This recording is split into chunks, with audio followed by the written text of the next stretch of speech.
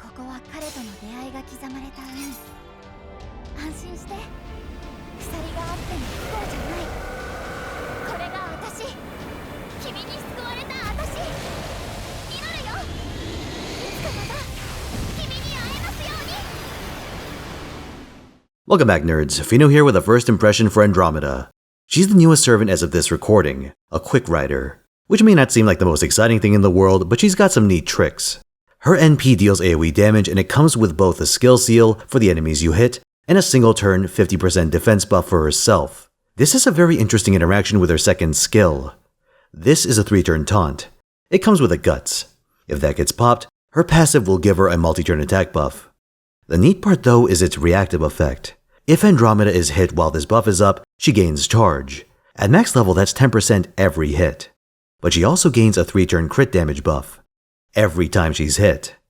If you strike with your NP, the defense part reduces your damage taken, while the skill seal forces enemies to attack you the maximum number of times. This has two notable consequences. Firstly, Andromeda can hit a critical mass of buffs on turn 3, between these reactive crit effects and the usual combo of personal and Scotty buffs. On top of this, because you get those reactive buffs over 3 turns, they don't expire the same turn as your start of battle effects. They act as a lagging tail that gives you a bit of punch, even during your weak turns. As long as you can maintain your noble phantasm, you'll have a bountiful source of stars to work with. Being hit with skill 2 up also generates a ton of charge, both from the usual defensive NP gain and the 10% per hit. This will get you pretty far by itself, but if you have a shortfall, you can use your first skill. This grants up to 30% charge, a bunch of stars both upfront and over time, and a 1k damage reduction effect. Especially if you combine these elements with class advantage, Andromeda can shrug off a lot of hits. She's got natural bulk for that too. Some odds and ends.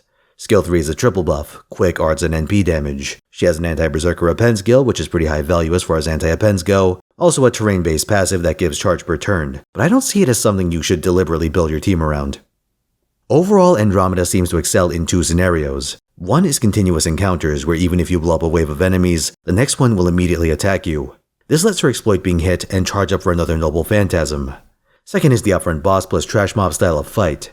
This guarantees a survivor to trigger her reactive buffs and take any big crits you have on turn 2 and beyond. Andromeda is a defensively oriented rider, but because her kit is focused around her taunt effect, it's tight enough that I think she has a legitimate niche.